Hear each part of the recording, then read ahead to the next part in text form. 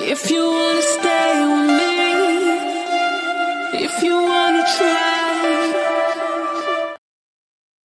Hey everybody, welcome back to the Board Game Specialist. I am Melanie. And I'm Carla.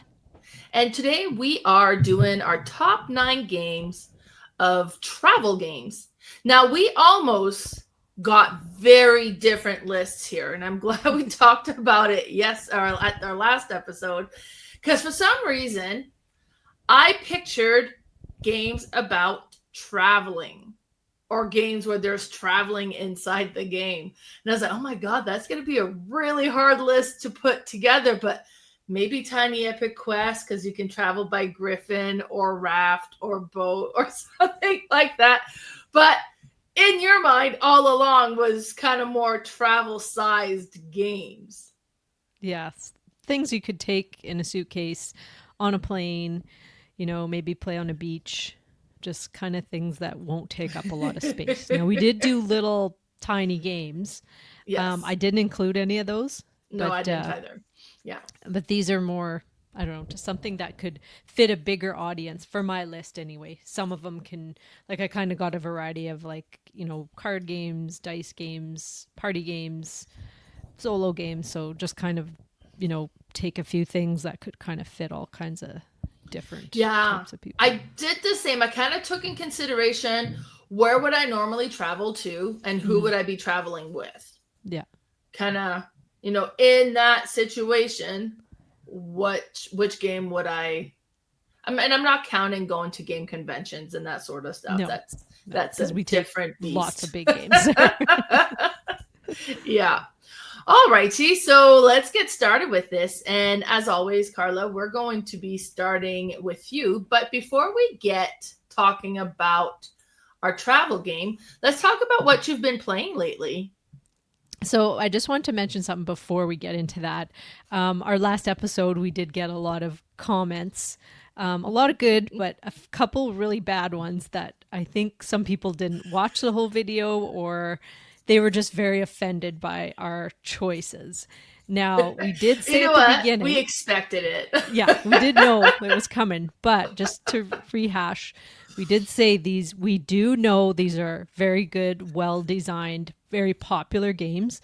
They're just not for us. And I'm sure everybody out there has games that they don't like, and there are probably some games that most people like, but they don't. So it's just kind of our opinion, and very well down the line, we could end up liking them, because our next episode is going to be games we did not like or possibly hated, and now we've grown to like or love. So it's, it's just kind of our opinion, and so take it with a grain of salt, because we did mention a lot of very good popular games, and so I know that kind of offended a lot of people, but that's just how it is.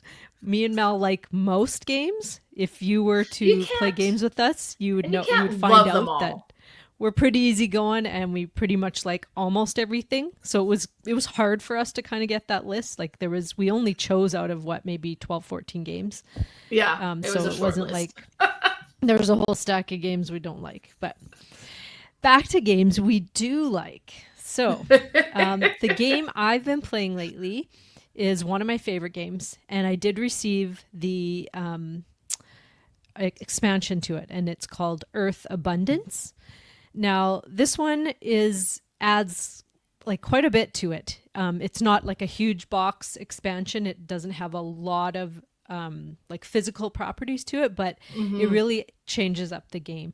And how it does that is it introduces this seed mechanism. Now, it's a physical component. You do start with 1 or 2, depending how difficult you want your game to be. And what the seed can do in this game. I'll explain the game a little bit. Most people know what this game is and how it's played, but it's a tableau builder, and you are building up kind of your ecosystem with different plants and mushrooms, trees, shrubs, all different kinds of things. You're trying to grow those plants. You're trying to grow sprouts.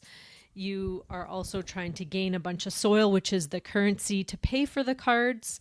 And the neat thing about this game is the action selection, where you choose an action and you get a really juicy action, and everybody else gets a less juicier action. So everybody gets to do something on everyone's turn. So you really don't feel like there's any downtime in this game unless you happen to just have, a few little things you can do, but you still get to do something always on everyone's turn. So now what the seed abilities add are, there's a bunch of different things you can do, but the biggest one is it's called germinate. So you can spend a seed and you can actually look through the stack of cards until you find something that you have mentioned before you look. So I could be looking for, like, I really need one more shrub because I needed it for my rower column or some sort of scoring.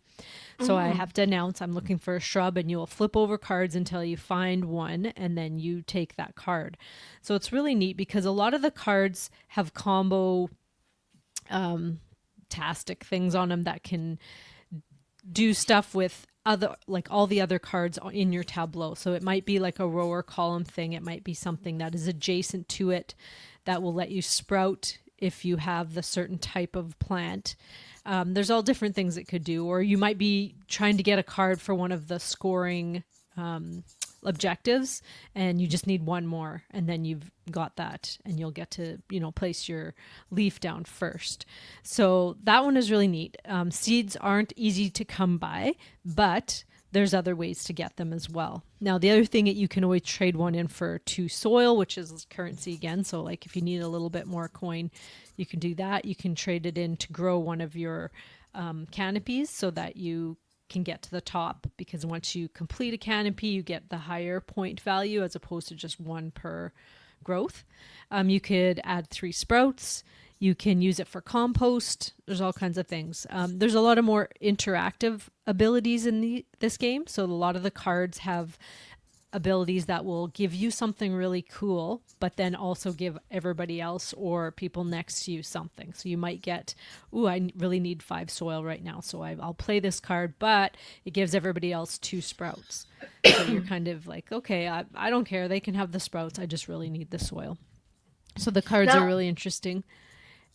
There's also a mechanism where you can store your sprouts, where typically if you were to gain sprouts, and sometimes from other players, if you don't have room on your cards, you don't get them. But now you can store them at the bottom until you have room to place them. You can't use those ones at the bottom to trade in for soil, but it's still nice to be able to have them. And then once you've built up more cards, you can just place them. You can also convert one of your leaves, and the leaves are used for the objectives. So if you complete an objective, or if you are the one who triggers the end game, if you have a leaf, you'll get points.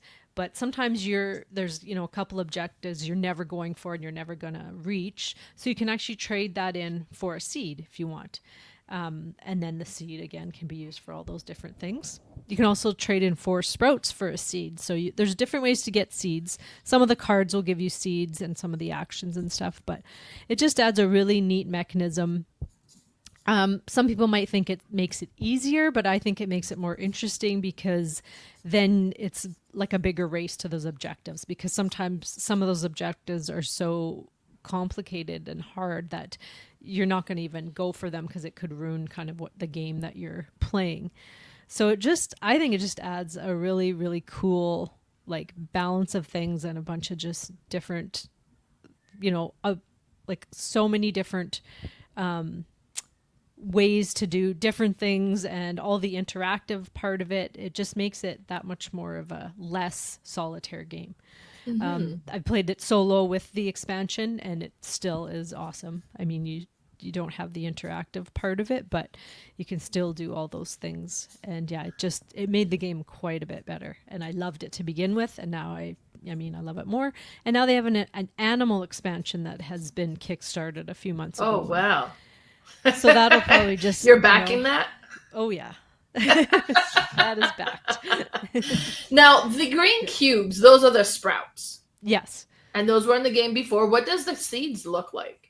The seeds are, I got the upgraded components. So they're these plastic seeds that are almost like a lighter cocoa bean, they look like almost. Oh, okay, yeah. And then the sprouts are actual sprouts. So I didn't mention that, but I did get these upgraded bits, and they are unreal. They're huge. Like the trees are actually trees with different colors. Oh, you and kidding? It's like mushroom tops and like tree tops. And the soil is actually like coins now. It's still like plastic. But yeah, the seeds are actual seeds. I think they're just cardboard cutouts, like in a base version game, the seeds. But everything is really cool, and it's a whole box needed for these upgraded bets. That's the only downside. They do not fit in the yes, main box. that's You too need bad. a whole other box. But that's I mean, like, you don't need the upgraded components to play no, games. you totally don't. But Because the ones you that come kinda with do. it are just they're nice. Like they're nice wooden components, so it's True. not necessary. It's a very True. very unnecessary. But if it's your favorite game, you might one of your favorites, you might wanna dish out for the upgraded bits. Perfect. Alrighty. So Earth Abundance. Now, the game that I have played recently, now I attended a weekend event in Edmonton called RPG-a-thon, and I was live streaming from that event. And this is one of the games that we ended up playing there. I had never heard of it before. My friend Arsen had suggested we play it, and he talked us into it. And I'm really glad that he did. And that is The Reckoners. So this is a cooperative battle game, basically. First of all, things to talk about is the components. All these different trays that keeps track of everything, and they're by game trays, and it just makes the game, in my opinion. So you'll have kind of bad guys that'll come out, and each bad guy have their own trays that keeps track of where their health is and where their, I don't remember what the purple thing is, but we got to knock that down as well, so that we can then knock the the health down. But if you're able to knock the purple thing all the way down, it automatically decreases their health down to a significant amount, then they're easier to battle. So it makes sense to try to get rid of that first. But there's lots of different bad guys that'll keep, because you knock one down, another one shows up.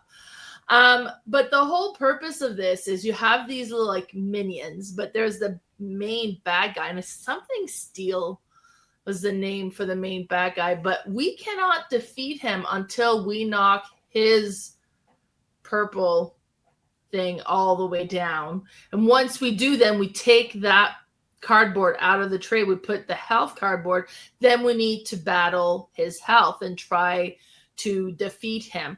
The minions are going to keep coming, but they're just going to make things harder. You got to make sure you concentrate on taking down the big guy, right? But every time we take one of the minions down, we get some benefits, and part of those benefits is knocking down that purple on the main guy. So we do want to do that. But each of these trays that represents the bad guys also represents the board, and we have our little characters. So we have minis representing our little characters, and we're going to go from location to location. So, and the main bad guy is also going to be traveling from location to locations.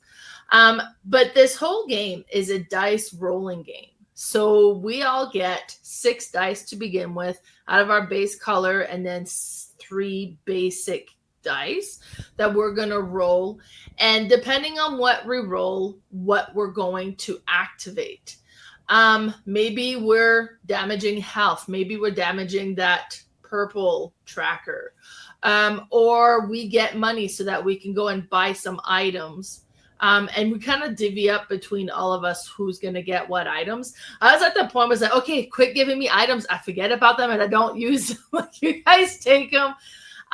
But there is some stuff that's really interesting too, because you'll have some items that allow you to take a dice of a rolled dice. So if you roll like the green thing, that you can convert it to be 3 red attacks.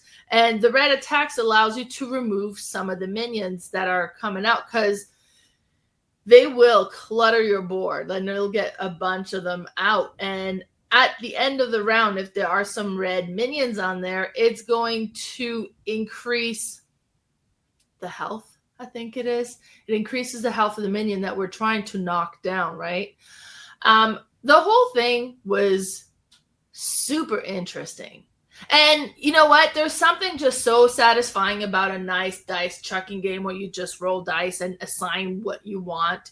And the cooperative saying, okay, well, I'm going to go over here and attack this guy. So I think I'll be able to defeat him. Then that'll give us the ability to drop that by 4. So then that gets us closer. But I can't get to the main guy. And there's barricades because there'll be some barricades that go up. And it's almost like because you'll knock everything down so that he doesn't activate as much stuff. But then it goes up, like it goes back up. So you're knocking it down, it goes back up, it goes down. Like it felt like a losing battle, honestly. And I thought for sure there was like for the last 3 rounds, oh my god, there's no way. There is no way we've lost.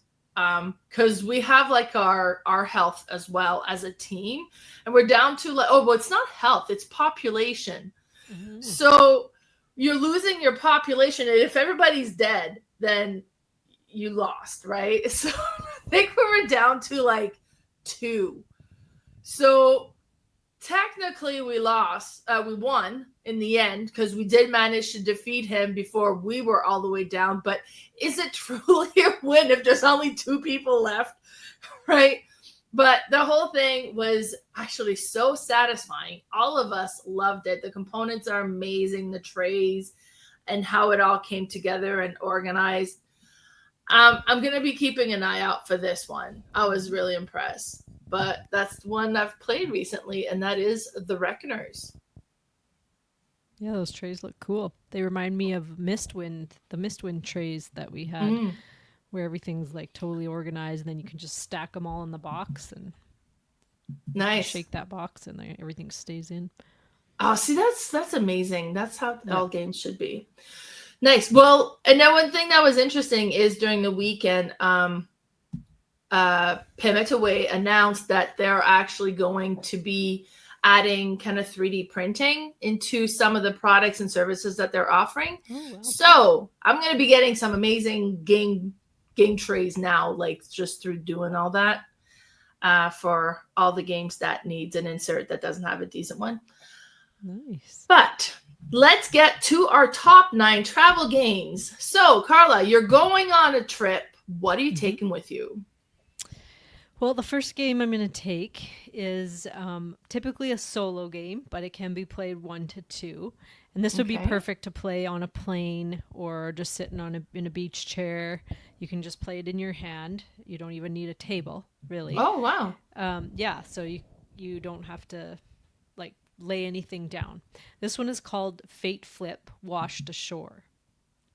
Now, this one is like a story adventure game where you start with a deck in your hand, and you do have another card that has, I guess you can set that one down. You could hold it in your hand too, but with these little metal clips that will kind of track your health and, food and different things. But then the other deck, you just kind of read the top of the card and you make a decision, and it might tell you to flip the card and put it behind all the other cards. It might just tell you to flip it, or it might tell you to just turn it around. So flipping, is flip the card. Turning it around is from up to down kind of thing. So it just depends what you choose. So it's a choose your own adventure. But it's really clever how they did it, because you can get to a point where you maybe have lost, and then you can start again, make different choices. And then you might win, and then you carry on to something different. Whereas if you lose, it might take you to something different as well. So there's multiple kind of stories in here, depending what you choose. But the art on it is just gorgeous too. They've put a lot into especially the cover. Like it just feels like if you love those, survival type games, Robinson Crusoe kind of thing, but you want something quite a bit lighter, this is it. And it's just perfect. It's like a thin deck of cards. They are a bit longer than maybe tarot size, but the box is quite thin, so you could just easily stick that in your carry-on or, in the car if you can read when you're driving. Some people get a little nauseous, me included, but you could play this in a car easily. I think it would be cool to do even with, a child, and they can help make decisions with you and choose what you do. And then there's like some animal companions and different things you can run into that are really neat. But It's just a really clever way of doing a choose your own adventure with just a deck of cards, and that you don't need like components other than just the tracker, which I guess you could also just track on your phone as well if you want. But it's just a really cool little travel game, and that's my number 9, Fateflip. Wash Now, to ashore. be clear, this one is a one and done, right? Once you've kind of solved It the is, but adventure, like I said, know. you could go through Go the back. story and then completely go through the story choosing different things. Right. So, I mean, Okay. maybe after a while, yeah, you would kind of know all of the things that happen. But for me, I could go back to it a year and probably would forget everything that Yes. I ever did in that game, Having and bad then I could memory play is it again. great Yeah, for these sometimes games. it's a bonus. Nice. Well, my number 9 is No Thanks. And I picked this one because it plays up to 7 players. It's a fairly small box. Plus, there's different size box. I like this one because I really like the shape of the tokens in this one, but it comes in a smaller box yet with like flat tokens that take less space as well. But this is one that's very simple to explain. So if I'm traveling, chances are I might be going back home. My family back home, most of them are not board game players. They are card players, and this one though would be an easy one to get people into.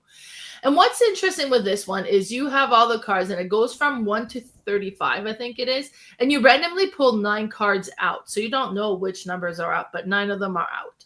And then you're going to flip a card in the middle, and then you have to decide: do you want to take it? Or do you want to pass on it? And you say, no, thanks. But you can't pass unless you put a token on it. And we all start with the same number of token. So you're going to put like, hey, well, it's a 35. I really don't want a 35 because 35 is 35 points. And the goal of the game is to be the one with the least number of points. So it'd be like, hey, well, I'm going to pass on that. So you put a token. Now, the tokens are worth -1 point. So you are kind of spending points not to take those points. And it's going to go to the next person, and they're going to decide as well. Are they taking that 35 plus the 1 token now, or are they going to pass as well and add an extra token? And if it's 35, chances are we're going to be passing for a while until there's a lot of tokens on there. So now, yes, okay, I'm taking 35 points, but there's like 12 tokens on there. So it's -12 points. Is it worthwhile for me to take it now? I could just take it and be like, fine, I'm going to take it. So you take the card, you take all those tokens. Now you got a lot of tokens, and then you flip the next card. And then this thing comes up, the same thing comes up again. Do you want it? Or are you going to pass? I'm going to pass. But if you get the 34, be like, oh, yeah, I'm taking that one because you already have 35. And if you have numbers that are consecutive, you only count the lowest of the consecutive numbers. Cannot have gaps, though. So sometimes be like, oh, 33, well, I better grab that because 34 might show up. It might, but then another player might grab it just to make you score 35 and 33, or it could be part of the 9 cards that's been pulled out. And you go that way until the whole deck is gone, and then you tally up the points and see whoever has the least number of points is the winner.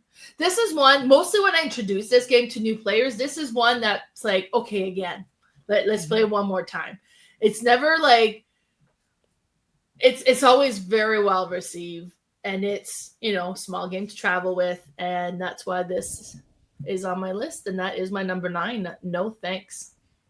Yeah, that's a good choice. This used to be our camping game when we would camp with our kids all the time. Because you can Nice. play this up to 7 people. So it was, Yeah. you could just have a big group. It was always fun. I do like that one. All right, my number 8 is called The Lie. Now, this is a card game. And it's quite interesting because it's a game where you just throw the cards out and you just shuffle them all in the middle of the table, and you just spread them all out, kind of thing. And then everybody at the same time will start picking up cards. So there's so you can see to the right there how they're all just sprawled out. Right. So you just start picking up cards, and when you've reached, I think, 10 cards, then you will say, like, I'm done. And if you're the first one done, you will be the first player. Now, what you're trying to do is, on the back of the cards, there's going to be numbers with different colors. There's 4 different colors, and the numbers could go, I think it's 1 to 4. Okay. But whatever the card shows on the back, it'll have a color and a number. When you flip it, it's going to be either that number or that color. So you don't know. I could be grabbing a yellow 4, hoping it's a 4, but it might be a yellow 1. Will it because ever it's be yellow. both? I don't know if they are both. I think it's Okay. only ever one of those. But it Right. also could be a blue 4, right? Right. And what you're trying to do is, it's neat because you grab a card and you put it in your hand, and then the next card has to go to the left or right of it, and then the next card has to go to the left or the right of those two. So nothing can be stuck in the middle of those cards. And what you're trying to do is make big runs, basically. Runs or sets. Because once everybody's collected all their cards, then you're going to play them down. So if I played say I played like a 1, 2, 3 green, then somebody has to beat that in green.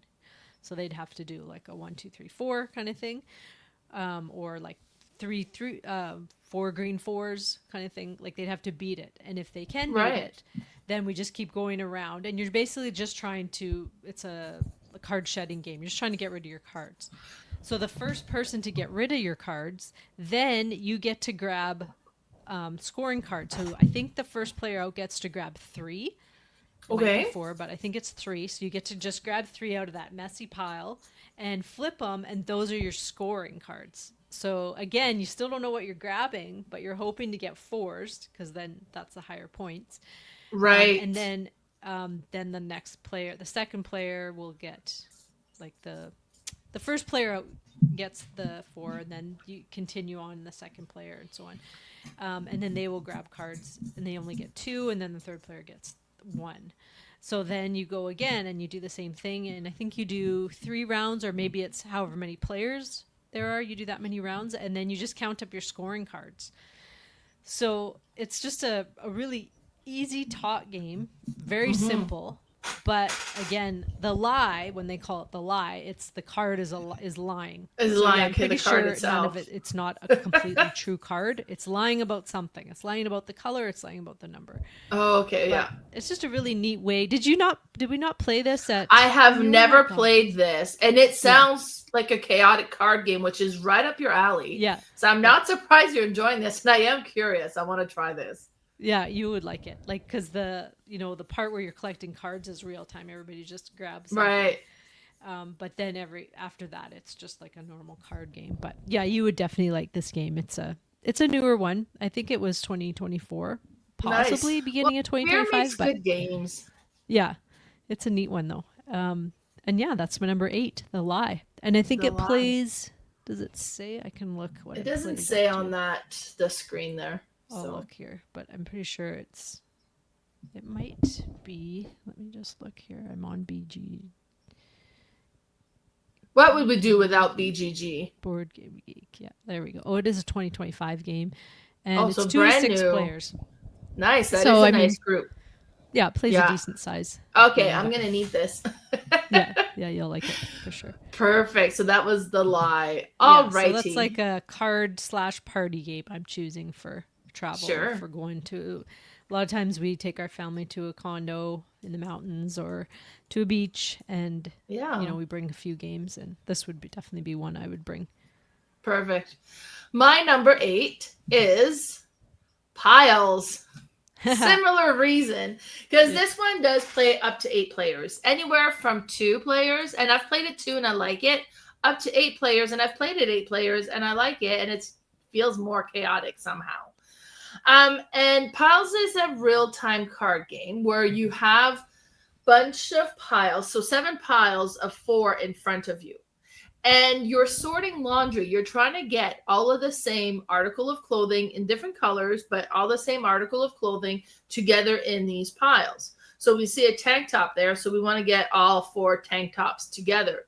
Now, in order to do that, there's going to be 4 cards face up in the middle, and you can trade with what's in the middle, but they might not have a tank top there. But I could put a dress down to pick up a pair of shorts, because in another pile, I know I have that dress somewhere. Then I can go and grab that pile. So, oh, not that pile. So grab the next pile. Oh, here it is. Then I can drop off the other pair of shorts and pick up the dress. So slowly you're sorting the cards so that you try to get all 4 of the same items together. When I get all 4 dresses, I can put that pile face up to show that it's complete. And this is a race. So the first person to get all 7 piles sorted and face up is the winner. It's such a simple game. Now, I have also played this with just regular deck of card. Me and Lily had played that with just a deck of 52 cards, and you're just doing the same thing, trying to get all the ones together or the aces together and all the 5s together and so on, right? So you can definitely do it with a regular deck of card, but it's more fun with this because automatically you're going to get mixed up. It's like, oh man, I put all these together, but I have knee-high socks and ankle socks. Those aren't the same.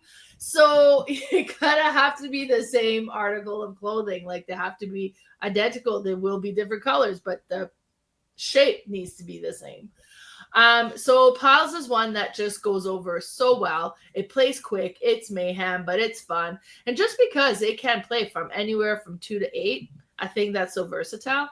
And that's something that I would put in my bag if I'm going on a trip. Yeah, that's a good one. It'll play with all like kids to right up to grandpa and grandma. Oh, sure. 100%. Yeah. Mm-hmm.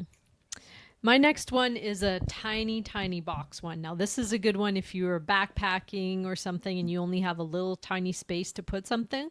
The only thing is you do need a little bit of table space to play it.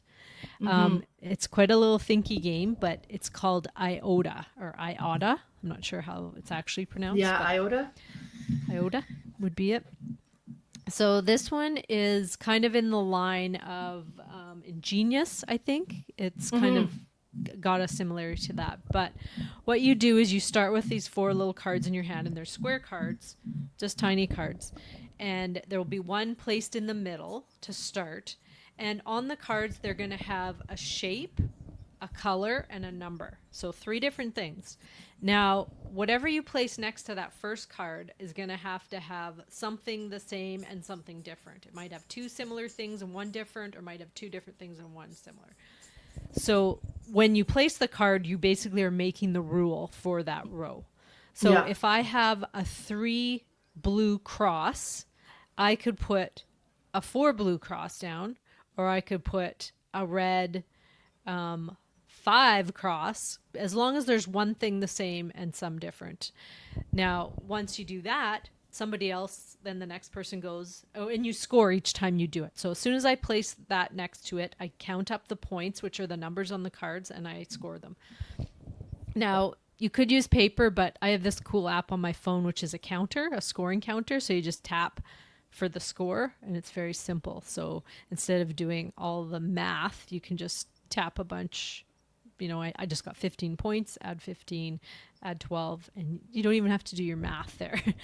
But so then the other thing is the next person will go and they could add on to that line, or they could add on to one of those cards going like up or down kind of things, kind of like crossword style. And so then you're just making all these different columns and rows, and you have to make sure that each column and each row has the same rule. So meaning like they're all crosses, but there are different colors and different numbers or whatnot.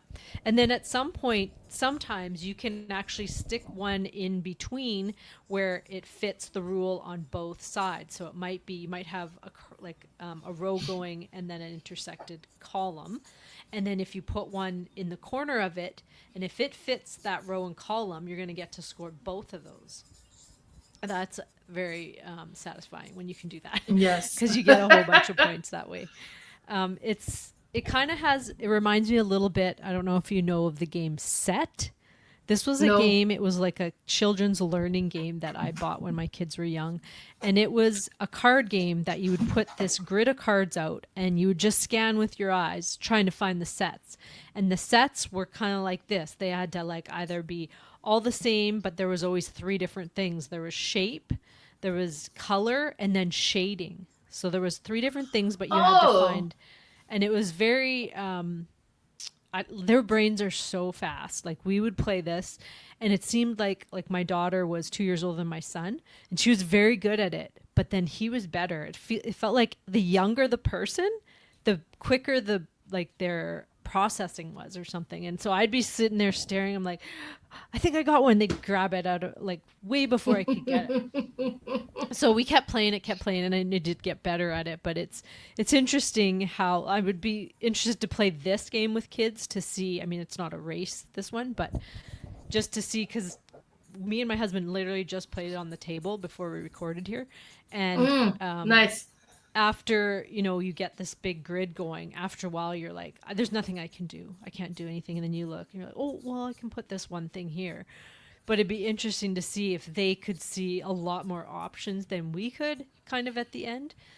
And I think it is the speed of processing kind of thing that does it. But it's a very interesting game, and it's very thinky. It feels like it makes you use a different part of your brain almost. Yeah. It's not just like typically decisions are about 2 different things kind of thing, whereas this is 3. So I don't know if that's what throws, like just mixes everything up, but it's a really cool game. And I know there are some other little games in these little tiny boxes, and I mean tiny, like it's like what, 2 inches by 2 inches, or maybe if that, like it is very small. It's very tiny, but it'll definitely fit in anything that you're going to carry because 100%. And it's perfect.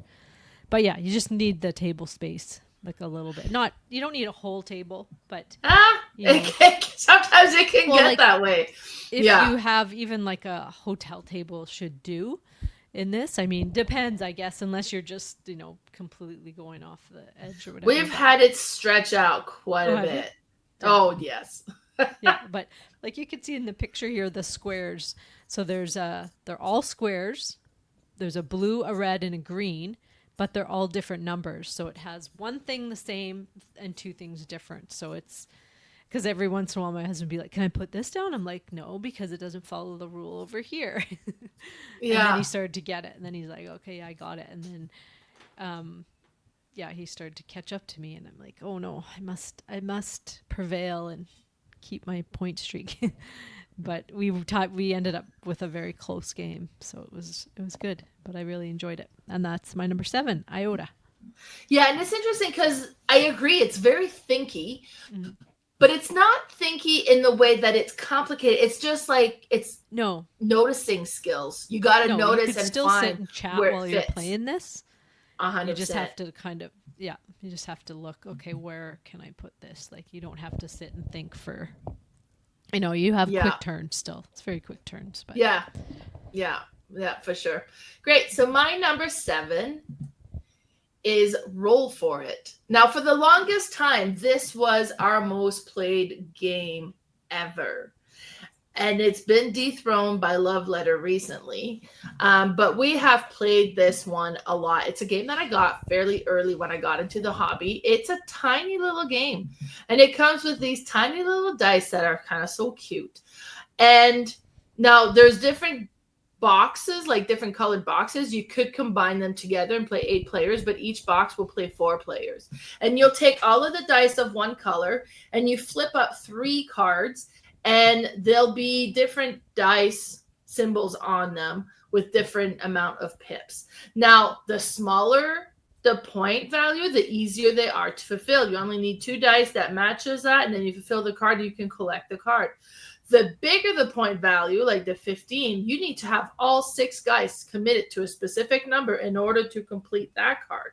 So it's harder to accomplish. So what you're going to do is you're going to roll your dice. And then you're going to look at what you have and what's out on the card. Be like, okay, well, I rolled a 1 and a 3, so I'll just right away take the 2-pointer there. Now, with the other one, I've rolled a couple of 6. I could either go for the 5 points because there's 2 6 that goes there, or I could try to put it towards the 15 point because that wants 3 6 and 3 4s. But for the 15 points, I'm going to need to have all my dice committed there, right? So which one do I want to do? So maybe I'll just go 5 for now, and you put that there. Okay, I don't have any other matching numbers, so we put that aside, and you collect those cards, and the dice comes back to you. Now, if I had decided to go for the 15, I would have put those 2 dice next to that card and they would stay parked there. And then on my next turn, I would roll my other dice and see what I get then. Now, keep in mind, you can assign dice to multiple cards, but they don't come back. And if you got some dice on the 15th, you know you're never going to accomplish those ones until those other dice do come back. You can, if you wish, at the beginning of your turn, recall all of your dice, but you can't recall just on one card. You got to recall them all and then roll everything. It's just a satisfying dice chucking matching game, but one that we played so much. It is so fun, super small, super simple, and it's very, very satisfying to play. So that is my number 7. Roll for it. And actually, they're like having an anniversary. They're doing like a republishing this one as like a Roll for It Deluxe with like full size dice instead of those little mini ones. So there's a new version coming out. So I have a question. Yeah. How do you, like, if I put my dice next to one of them, how can you knock me out somehow? No, we can both go for the same card. Oh, okay. But the first one to complete gets the card. So if I'm like committing to the 15 and then you roll on your first roll 3 6 3 4s and you take it, the card, then my dice comes back to me. Or you could choose to park some dice there as well. And now we're like racing for that card. Oh, okay. But it's not cooperative where like some of your dice and some. Oh, because it's the first player to 40 points is the winner. Oh, okay. Interesting. I think I have this game too. I don't you know should if play I've it. Played it properly. It's so good. It's so good. Yeah. Nice. All right. My next one is a party game, and this one is called Tapple 10. Now, I have played Tapple, and before I had purchased it and I saw it, I'm like, I do not want anything to do with that because it's a plastic piece of junk is what it looks like. But it's actually really fun. The actual Tapple game. It is this big plastic thing that you would think is a game from the 80s kind of thing. Yeah. Oh, 100%. Kind of like the same feel of like perfection, like that kind of plastic. Right. But it just has all these letters around it. And then you flip a category and somebody has to, whatever the category is, on your turn, you have to think of something in that category and then push that letter down. And they'll click down and then nobody can use that letter again. And there's a timer going. So if I can't think of it, I don't know if it's a 10-second timer or 15 or whatever, then I'm out. But you keep going, and then it's neat because then if you clear the board, then the next time everybody has to do 2 words in that time of the timer and so on. Anyway, and then if you win, you grab the card. But now in Tapple 10, there's no plastic contraption. It's just these little cards, and they're not big cards. There's like 80 of them, I think. But there's 10 different games in this box. There's a timer. Yeah, you don't really need the timer. If you were traveling, you could just put these like in they have all different types of plastic containers. You could just stick these cards in and use your phone as a timer. But there's all these different things you can do. And the main game is, so if you see, there's different categories. There's 4 different categories on a card. And then all these cards have different letters with different colors. So if I had picked this A, like if we flip this A, it would have to be that black category because the letter is A. Oh, so okay. It's basically like the first person to think of an A word at the grocery store grabs it and they get it. It's just kind of a score. So Apple. Now there's, like I said, there's 10 different games in here. Some of them are just 2-player head-to-head games. So if you're just traveling with one person, that's like a bunch of different games you can play that way. Nice. There's like a bunch of different party ones in there, and it's just a clever way to do it with the 2-sided cards, and that's all you need. But I always love those word games where you have to think of a word fast, and usually it doesn't. You blank at the easiest words. For some reason, you try to think of the most complicated word when the easy ones are just not coming to you. And it's just funny to we always seem to laugh when you're just like, and then somebody got the word, you're like, word apple. Like, how can I not think of apple? And just different things like that. But I never thought Tapple would be so much fun with that plastic thing, but it is. And this one is great too. And just how it has a variety of games in it. I mean, you're bringing like a stack of cards with 10 different party games, and you can play with as many players, 2 different teams, or like I said, the one-on-one you can play. And it's just a great idea. And that's my number 6, Tapple 10. So it sounds like Tapple and Tapple 10 definitely worth having both. Yeah, definitely. This is the size of the box too. So if you did want to bring the box, it's not. I want it now. Sounds great. Yeah. All right, my number 6 is Hive. And Hive is a 2-player game. So, but you know what? Most of the time, my kids are grown. If it's traveling, we're going somewhere, it's like me and Lee. So it makes sense to have some 2-player games. One thing I really like about this game is it doesn't really matter where you go. This game is not getting wrecked. It can get wet. It can get hot. It can get cold. It's not going to get wrecked because these are nice, big, chunky plastic pieces.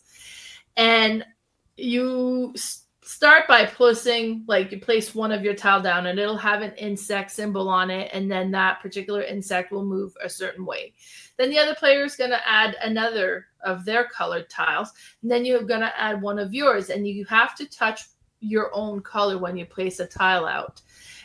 And then you can either move a tile following the rules of the movement for that particular insect and where it's like you can legally place it, or you can add another insect.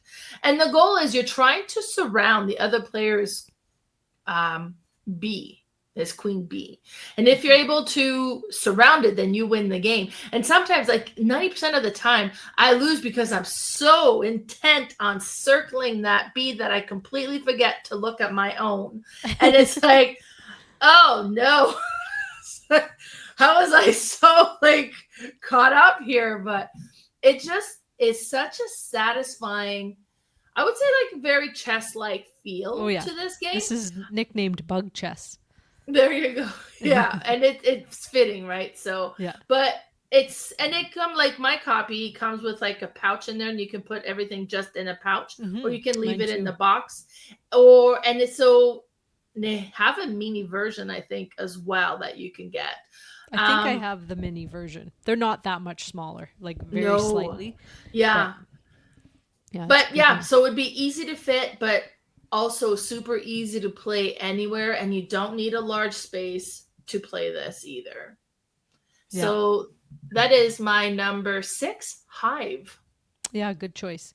This was in one of the ones of my choices. I think I had about 15 or 20 games I had plugged into Pub Meeple.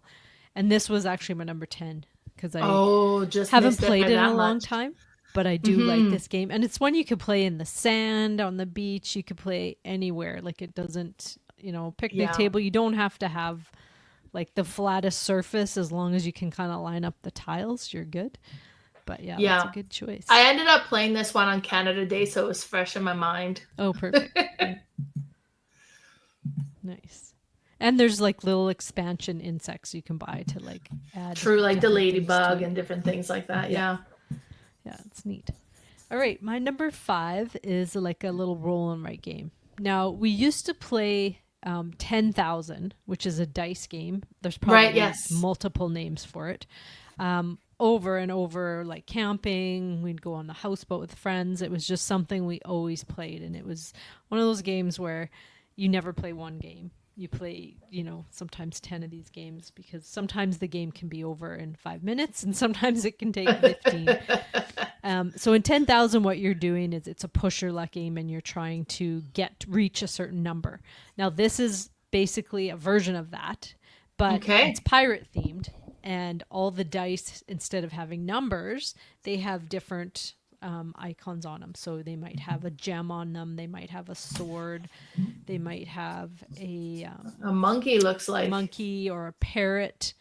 There's also, what is on the skull.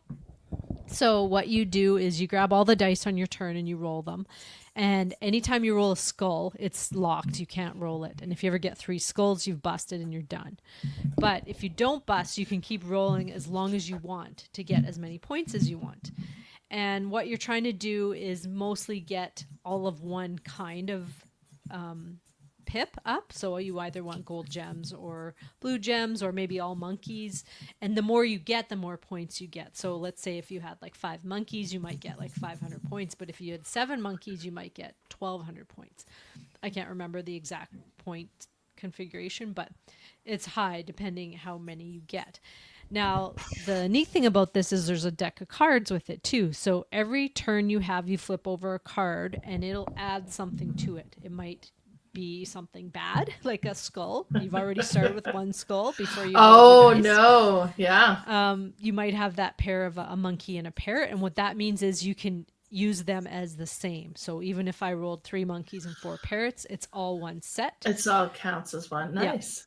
I might roll that, or I might flip that pirate ship that has 2 swords on the top. And that's saying I have to roll those swords before I even score anything. Otherwise, I'll have these negative points, which are on the bottom of the card. There's 1 pirate card. If you flip it, everything you roll is double. There's a treasure chest that lets you save dice. So even if you bust, whatever you saved on there, you get to save 1 per roll.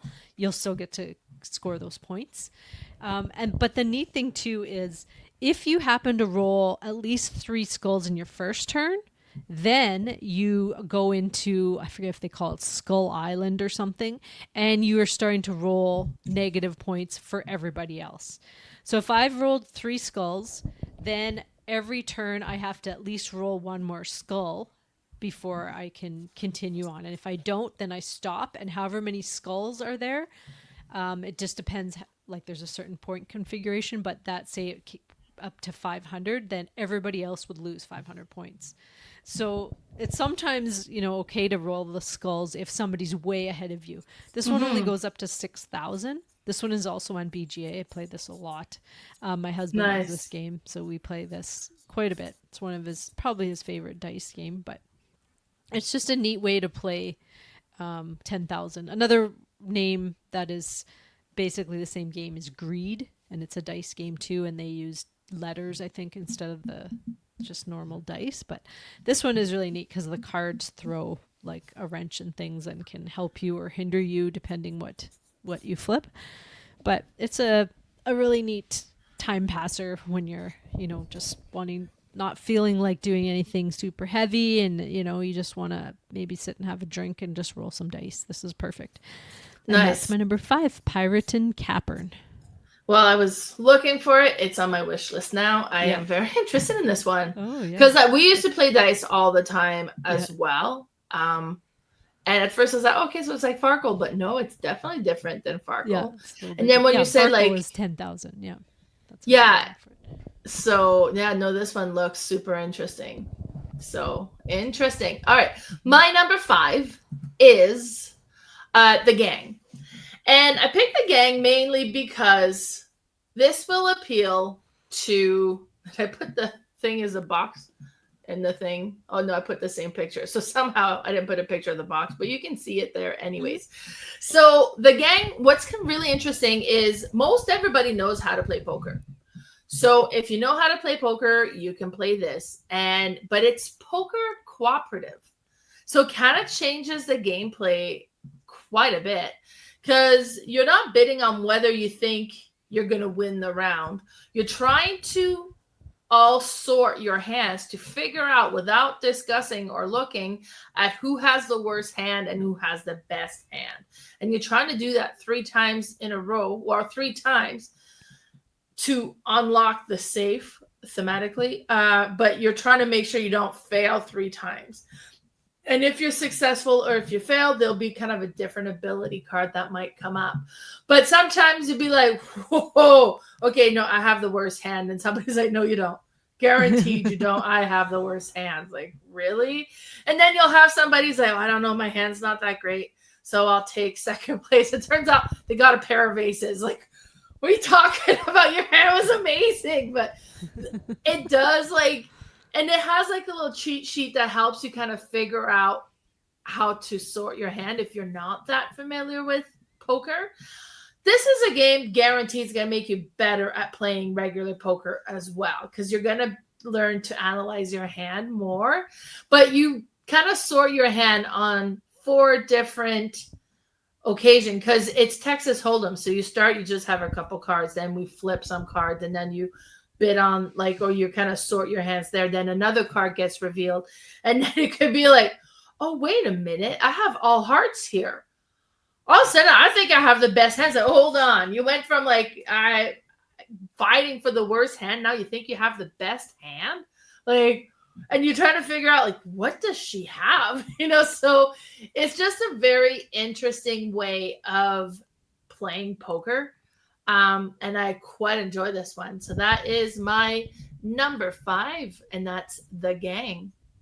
Yeah, this is a good one. And it's interesting because there's definitely deduction in this game, because if, like you said, if you went from all of a sudden, oh, I had the worst hand and now I had the best hand. So you kind of look and you're like, okay, so if you thought what's out there, like in the river, there was 2 cards, and before you had the worst, now all of a sudden you had the best, you can kind of deduce a bit like, oh, then you must have so-and-so.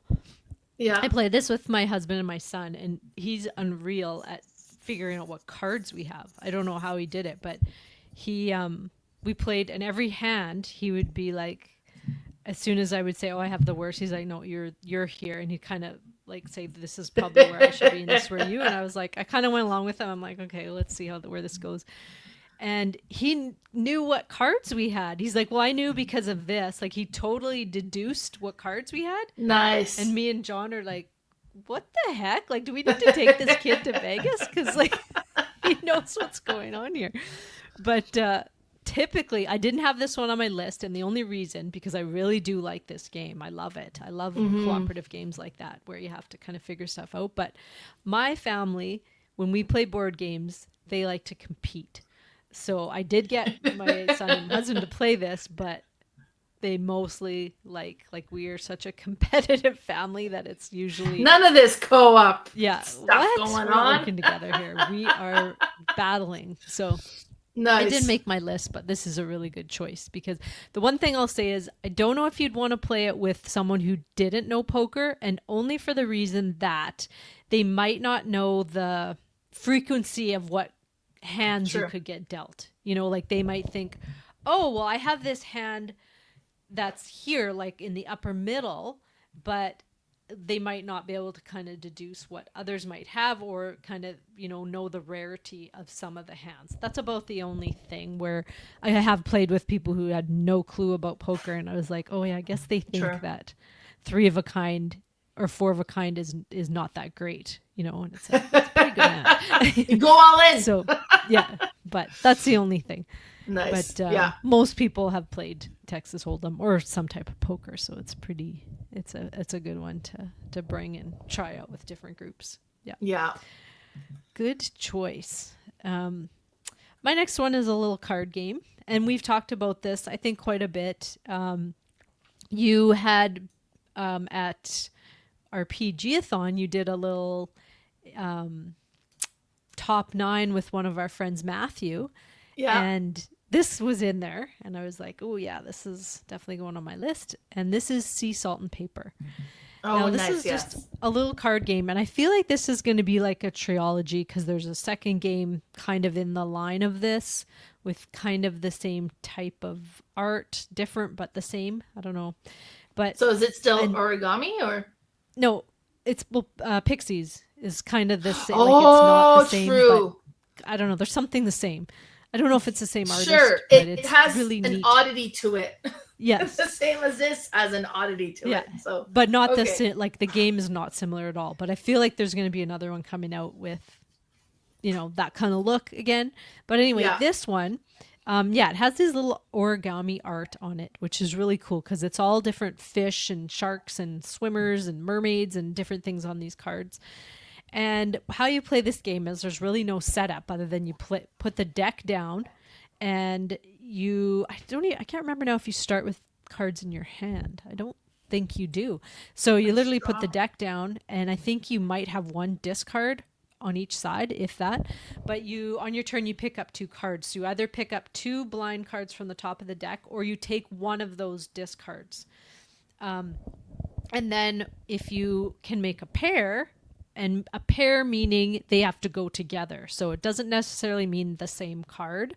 Most times it does, but sometimes you might need a swimmer and a shark. And if you play them down, then you get to grab a card out of somebody's hand. If you grabbed 2 boats, say you had a boat in your hand and you picked up a boat, you would play those and you play them into your tableau. So they all go in your tableau because they're all worth points. And then you would get to go again. So there's different cards that do different things. There's also these mermaids. Now, mermaids don't do anything on their own other than at the end of the round, they score for your first mermaid will score for the most of one color that you have. You'll get that many points. If you have another mermaid, it'll be the second most color, and so on. And if you end up getting 4 mermaids, you win the game. Instant win. It is. And I never thought it was possible. Played this several times. We used to play this with Ashley, and she likes to win games by those kind of like, there's another one we play, and it's like, if you do this something weird, you will win the game, but it's very hard to do. So she always tries to get that done. Never happened when we played together.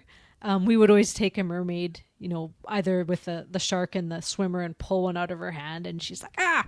But so it never happened. But it did happen with Matthew. I actually pulled off the 4 mermaids, and it was crazy because I don't even remember if I had pulled one from his hand or how it happened. But that's what he said. I did win that way. But it's still fun. There's more to it. So when you're playing these cards in your tableau, they're each worth a point. But there are some cards that are like a set collection. If you had like 2 of them, you get so many points. If you had 5 of them, you'd get so many. And those actually stay in your hand. You never play those. So depending how long the round goes, you might be able to collect a whole bunch of points. But if you do have at any time, I think it's 7 points, you can end the round. And you can end it in 2 ways. You can just say, that's it, we're all going to score, and move on. And the game, I think, goes up to 35 or 40. I can't remember exactly, but so you'll have multiple rounds. But the other thing you can do is if you have, like, if I have, 10, 12 points and it's only gone around 2 or 3 times, I'm pretty sure nobody else has that many points. So I can say, what's the word they use now? Last round, or no, there's another thing that you say, but it's like it's like a challenge kind of thing where everybody gets one more turn, and then when we count our points, if I have the most points, nobody else gets to score any other points other than the mermaids, other than their colors. But if I don't have them, I lose everything. I don't think I get to count anything. It doesn't happen a lot because a lot of times, like, we go around quite a bit to gain a bunch of points. So nobody wants to risk that they're higher than anybody else. Last chance. Is that what? Last chance. Okay. I said last round. Yeah, I think it might be last chance. But anyway, nice. So it's neat because there's different ways you can end the round, different ways you can end the game. You can literally win the whole game with just the mermaids, but it's very rare that happens.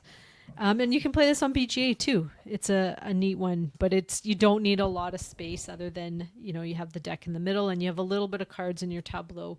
Typically doesn't go too long where you've built up all these different piles of cards. True. But it's neat because all the different fish and crabs and things do different things and they need to pair differently. And then there's like a little expansion that adds a little bit more to it. That's neat, but it's just a really cool game. And it's one that is definitely a good travel game. It's a good, beach game. You're just sitting outside on the deck and you just want to play some cards and not have to do too much decision making because, your choice is, do I grab 2 cards or do I grab one from there? That's really it. And then do I have any pairs in my hand to play? That's it. My turn's done. And then you carry on. But it's a really neat one. And that's my number 4, Sea Salt and Paper. Yeah, good choice. That's a neat one for sure. Yeah. All right, my number 4 is Hitster, the music card game. Now, and I'm picking Hitster because, first of all, it plays 2 to 10 people. Like, you can play a lot of people. Secondly, this is one that will be suitable for a very wide range of age group. You can have the younger audience kind of playing at the same time as you have your grandparents playing, because they'll recognize some of the older games that the kids might have no idea what they are, but the kids are going to be all into these new ones. And basically, this is timeline. But what's going to happen is you're going to flip a card. It has a QR code. You scan it, and it's going to play a portion of a song. Oh, cool. And you can get you can try to guess what the song is. So, oh, that's Love Hurts and the artist or whatever. And then if you're correct, you get a token. And you can trade those tokens for things as you play. Or if you don't know, I have no idea.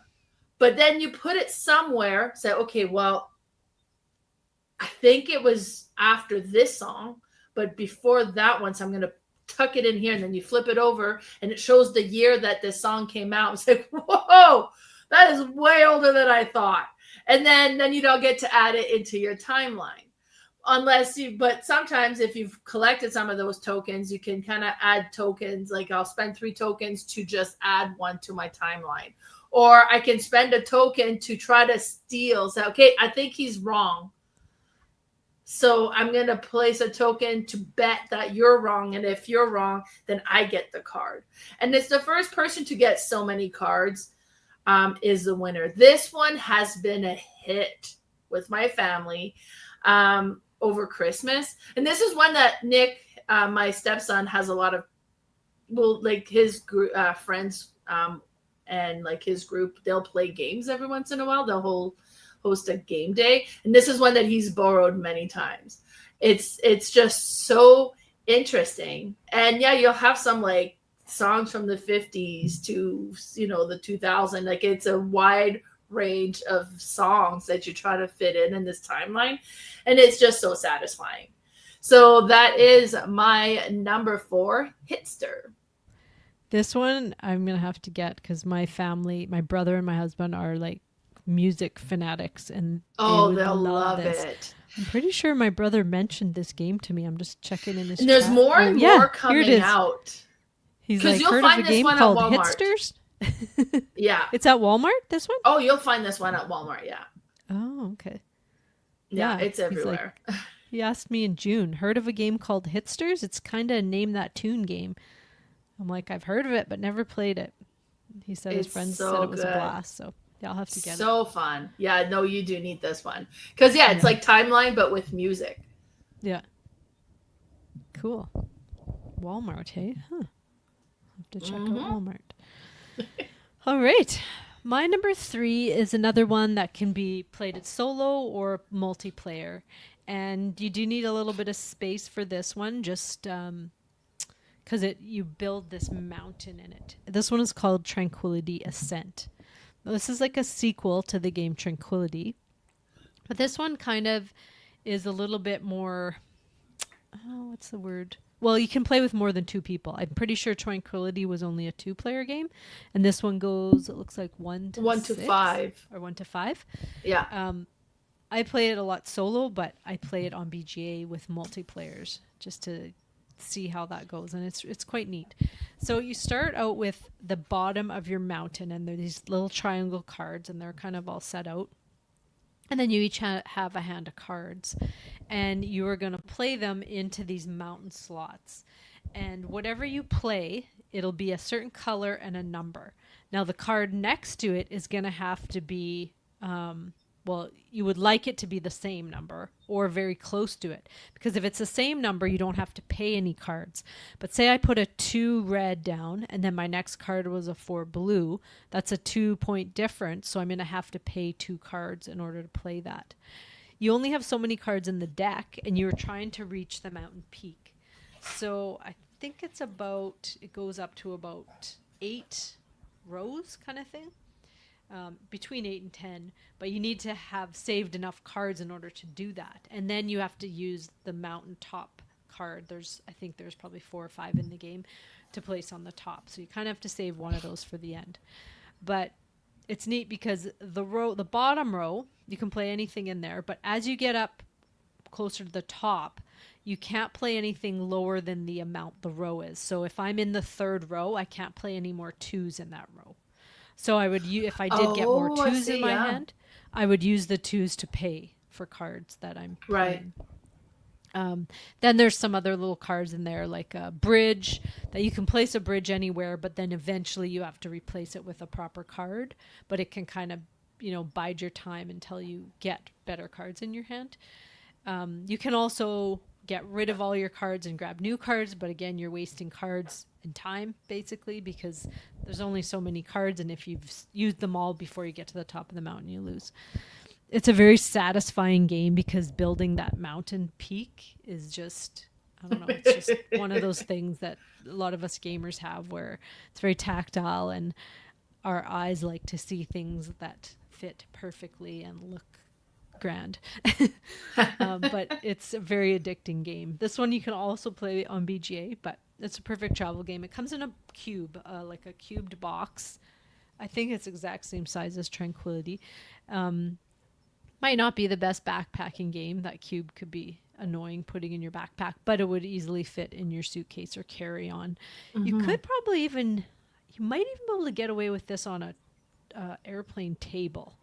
It's questionable, really? but possible. Like, it's not a huge space you need, but you do need, like, definitely a hotel table would do it, but Yeah. you do need a flat surface because it wouldn't do well in the sand. But it's a really neat solo or multiplayer game, and that's my number 3, Tranquility Ascent. Nice. Linda box art is so pretty. Yes, it is. Wonderful. My number 3 is One Deck Dungeon. And I've mentioned this one before, and I've put this one on my list because I have traveled back home with this game. And I was on vacation, but most of my family were not. And my cousin was on summer vacation from medical school. And he's like, I just need to de-stress. Let's do something fun. And every day, me and him would get together from noon to midnight and play this game, One Deck Dungeon. And we played it again and again and again and again. And it fits in a little box, but you can't play campaign and go through all of the bad guys and make your way through. And it's 1 to 2 players. And it's just so satisfying because you have these dice and you have these different colored dice and you'll have your character, and your character's going to start with however many dice that they have. So maybe it's like a 1 yellow, 2 pink, and 2 blue. And then you roll those. Now, when you roll them, you have these cards that you'll have 4 cards, and they're face down to begin with. And you can decide, okay, well, I'm going to go through this door. So you flip the door over, and it'll reveal either a trap or kind of a monster that you need to defeat. And there's a requirement for that. So be like, okay, well, I'll go and try to do this one. So you roll the dice and you start assigning. That's cooperative. So if you're working together, I roll some of the dice, he rolls some of the dice, and we're like, okay, oh my God, we rolled so low and we needed big numbers here, but at least we rolled low for here. And then that's what was needed there, because it'll show like this one needs a dice that is at least a 4. Or this one needs a dice that's at least a 5, or it's a bigger square and it's like, okay, well, we need combinations of dice that totals up to 8. And you assign the dice to what you can. And any spaces that are not complete, you're going to need to take the penalty. And it could be health, so you're losing hearts, or it could be time and you're discarding cards out of the deck. Because if you reach the bottom of the card, you've reached the main level, and then you got to go battle the big boss monster.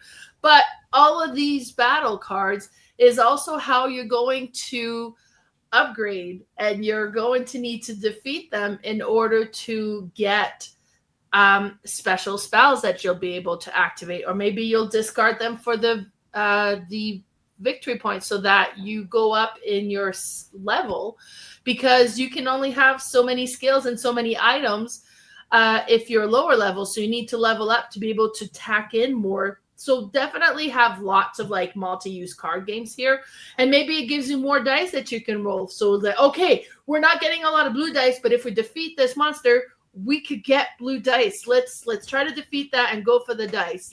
So it is so satisfying.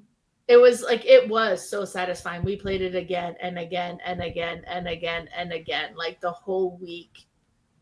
His mom was like, "Are you guys still at this game?" Like, and we just played it nonstop. Now they have recently come out with One Deck Galaxy, which I own, but I haven't played it yet. So if I'm going on a trip like that again, that's the one I would want to bring. But One Deck Dungeon or One Deck Galaxy is just it's so amazing, and it has like a special part in my heart just for that experience of how it was for me and my cousin. I love it. And that's my number 3, One Deck Dungeon. Yeah, it's always cool when you have like a cool memory that you and somebody equally love that game, and then you know it's just something you could always play because you've kind of bonded over it. I definitely would like to play this with you because I did buy this and I tried it solo, and it's not fun solo because I don't know it very well. So Yeah. so And honestly, the first couple games were like, what? This is insane. But your first few games, you might lose, like uncontrollably or whatever, but you are leveling up. And because it kind of creates a campaign feel of it, then you kind of get a little bit better as well. So you acquire more things. But yeah, no, it was good. Cool. All right, my number 2 is one of my favorite little roll and writes that I bring, like the very small packaged roll and write. And this one is in the Quicks line, and it's called Qwantum. So this one it comes with these dice that they all have different colors and numbers on them. And you will roll all of them, and then you choose, you can have, I think it's one reroll if you want, and you can choose which ones you want to reroll. But then you're going to group them into colors, and then you choose one of the colors, and you're going to write that number down. Now, on your sheet, you have columns of each color. Now, you have 4 numbers or 4 circles, and then there's a line down the middle. So in those first 4, you're going to have numbers that increase, and then once you hit that line, you're going to go back down. Whereas in Quicks and what's the other one? Quinto, I think. They're always just going low to high. So this one kind of throws in the wrench of you're going to go back down. Now, what the neat thing is, once you've completed a column, you get to score the second highest number in the bottom. So you don't want to have really low numbers, but if you have too high a numbers, you're not going to get... you might not get that last line because, you know, if you take the high numbers and you put them on the left columns, you might not get rolled, and then you won't even get that number in the column. So you just keep taking turns, and whatever, on my turn, if I roll the dice and I choose a color, then nobody else can choose that color, but everybody else can choose the same, if that makes sense, because I'm the active player. And then on your turn, you'll roll, you'll choose a grouping of color, and then we can choose from the other ones. Now, there's also a white dice that can be added to anything there. So it's just, it's a very thinky way of doing it, because a lot of times you're like, oh, I'm going to go for all these high numbers and then go back down. Going back down will be so easy. But like I said, it's very hard to sometimes, if you've built like a 4 and then a 10 and then a 14, to get that high purple like right beside those numbers is very tricky, and that can ruin your whole column of that big row where you should typically have your highest number. Now, there will be turns once you start filling up your card where you roll and there's nothing you can take. Well, there's a whole column of X little slots that you're going to have to X out, and those are all worth negative points. So you don't want to do that as often as possible, because that can really decrease your score. It's just a really simple roll and write. Probably, I think all of these came out quite early on before all our fancy roll and writes came out, but it's still, to me, it's just like a simple version of just a number crunching game where, you know, push your luck.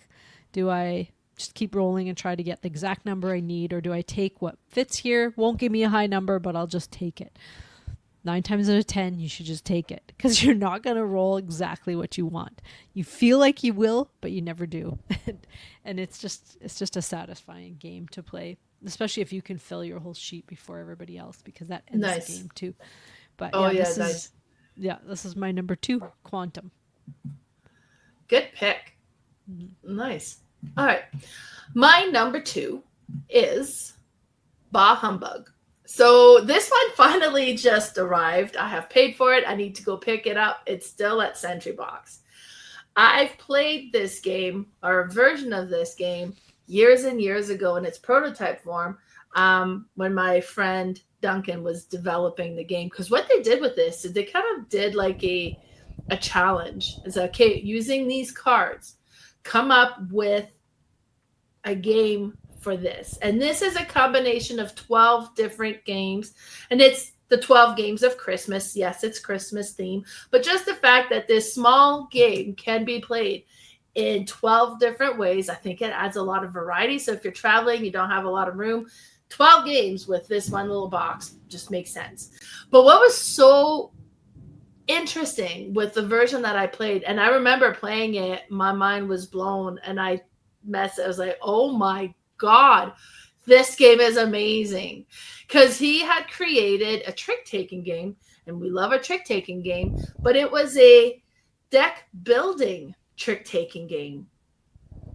And I had never played anything like that, and it worked so well, and I was so impressed that I was like,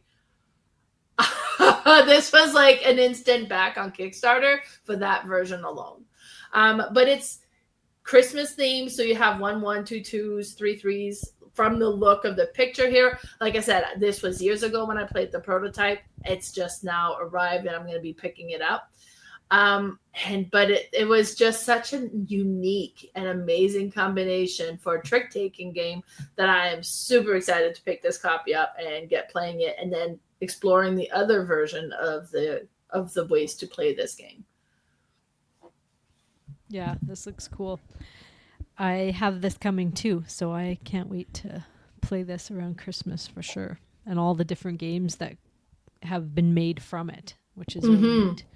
Yeah, for sure. Yeah, very good choice. All right, my number 1 is actually they made a big version and then they made a travel version of this game. So yes. I feel like it's perfect. It's one of my perfect themes that I love. This one is called Trailblazers. Now, this one is a game all about hiking and canoeing and biking. So, I couldn't find a great picture of the travel version. Oh, so, but yeah. So what you're doing in this game is you have these plastic cards, and so they can get wet. They can, be wiped off. They can whatever. They're not gonna. They can bend even. I mean, not completely, but they're pretty hardy, these cards. And what you're doing in this game is you're going to have a hand of cards, and you're going to choose 2 of them. Before you do that, you're going to choose one of your camps to play. You either have a canoeing camp, a hiking camp, or a biking camp. And you're going to play that, and it's going to be either blue, brown, or red. And then you place that in the middle, and then I think you get to see your cards before you choose that camp, because you can see what, typically you might be able to use. But you're going to take 2 cards out of your hand, and you're going to place them around your camp. Now, these cards are rectangles. The camps are squares, but the cards are actually rectangle. And you can place it so that it's completely beside the camp, or you can place it askew so that it's just the top half of the card is adjacent to the camp. You can twist it and just put the thin half next to the camp. You can do whatever. And then you're going to pass your cards. So it's a drafting game. I think to your left typically. And then the cards from the person to right will come to you. You're going to choose 2, and you're going to keep doing that until there's probably 2 cards left. And then that's the end of the round. You don't play all of those cards. So once you've done that, then you're going to grab a whole new hand of cards, place out a camp, and do the same thing. And you do that 3 times, and then you'll have one more round where you're just going to place cards, and then you're going to score.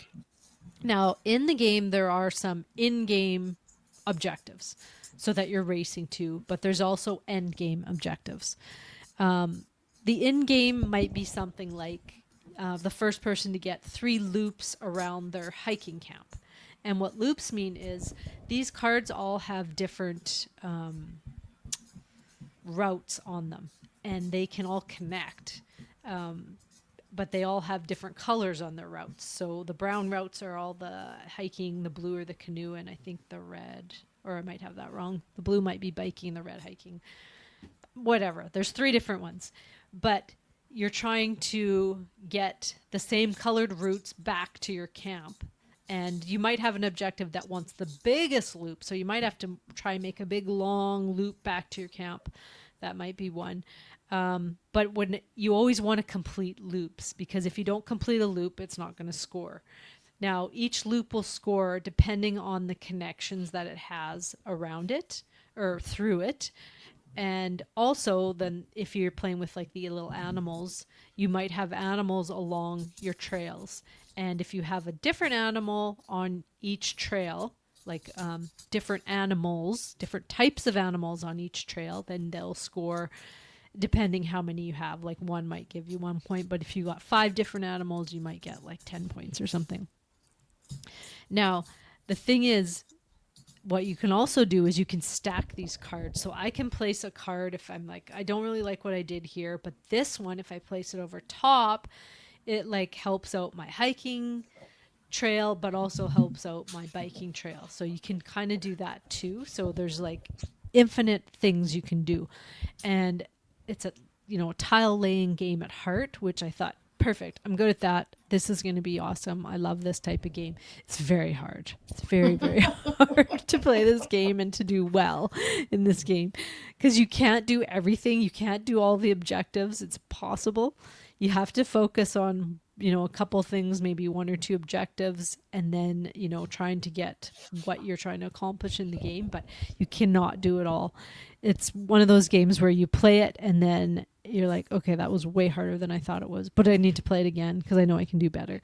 And then you'd play it again and you're like, okay, well, no, next time I'm going to do this. I figured this out, and you didn't figure it out. But it's just one of those games that this is, what's his name? Ryan Courtney, who designed this game.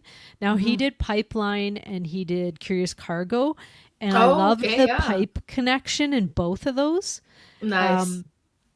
And so this kind of, carries on that type of, pipe connection, but they use trails instead, which is neat. So I do love that kind of thing. And this is just an awesome theme, I think. And there's like a little expansion that came out. I haven't got that one yet, but it's like a Yeti expansion or Sasquatch expansion. I'm not even sure what it does, but the animals add quite a bit to this. And you don't have to play with them. You can just play with the trails. There's little like solo scenario you can go through, which is really neat and very tricky, but very satisfying when you can reach those goals. So they put a lot of game into this. But the neat thing with the travel bag, it's like a little cabiner, I think they call it. So it's like a zip up, weatherproof thing. And then it has that little hiking clip on it. So you can literally clip this to your backpack and play this. You do need a little bit of space again, but you could play it as long as you have some sort of flat surface to play. And yeah, it's just awesome though. I do love this game. And that's my number 1, Trailblazers. Nice the travel pick. Version, obviously. Yeah, I've played this with you once. And it was a very interesting game. And yeah, with the little travel version of it being mostly like to take it camping or hiking, since that's what the game is about, makes a lot of sense. Yeah. And the travel version is very inexpensive. I think it was under $20 too. Oh, so nice. Yeah. It's really affordable. Yeah. Perfect. My number 1 is a no-brainer for me because that is my travel game. I keep this in my purse at all time. So I always have it with me, whether I'm going just to Calgary, kind of a day trip, or if I'm traveling far or whatever, this is always with me. So it has to be my number 1 travel game. And that is Cribbage. So I have a little travel crib board that I have in my purse with 2 decks of cards. You only need 1 deck of cards to play Cribbage. But the deck of card itself makes it so that you could play a ton of other games.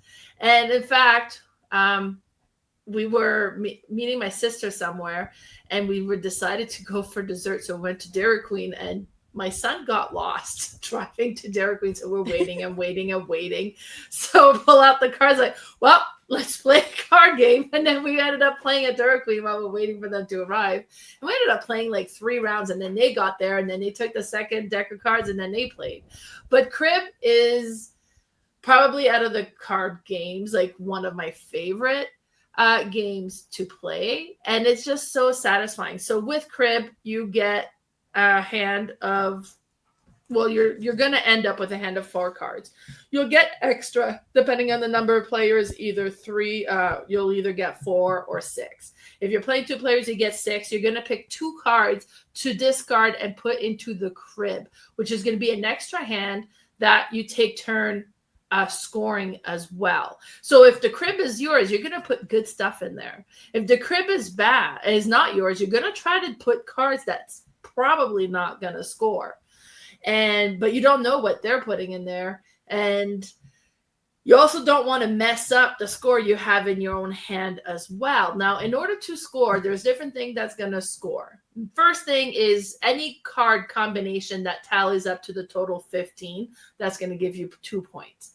But you can create different combinations. So if I have a 10, a queen, and a 5, that's going to be 15.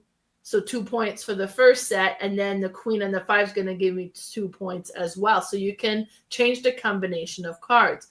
So if I had 2 5s and a queen and a 10, then I get to count both of those like the 10s with the 1 5, and then the 10s with the second 5.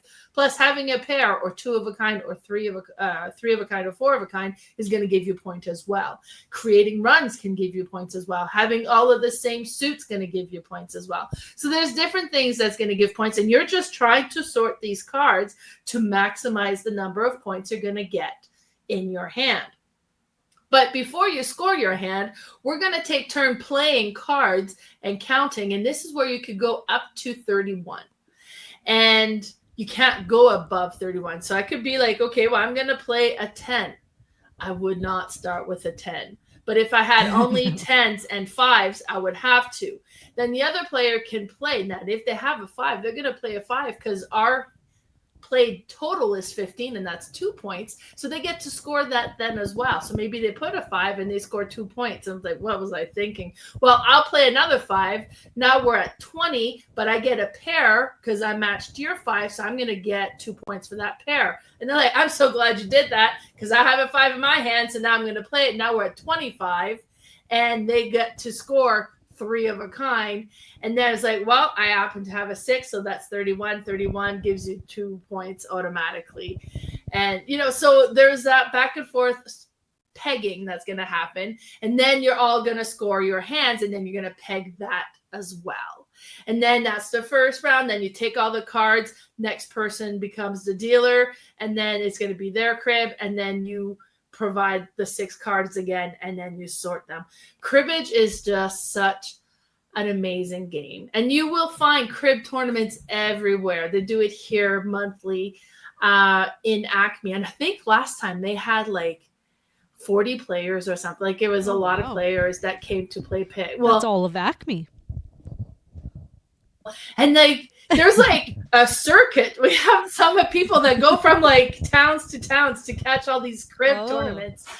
But it's so satisfying to play, right?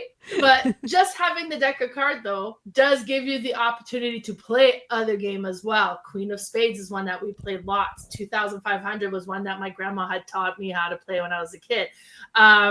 Like Crazy Eights, or we would play 13 down, where we start with kings being the wild and make all the way down to the ace being the wild. So it's a much longer game, but it's fun. But then you can play more social game like President. No, we call it something less polite. But, so just having these deck of cards in your purse, yeah, you can play crib, but then you can play all of these other games. And then you can play solo. So you can play solitaire. I have a way of playing crib as a solitaire game as well. So I'll often play crib solitaire also.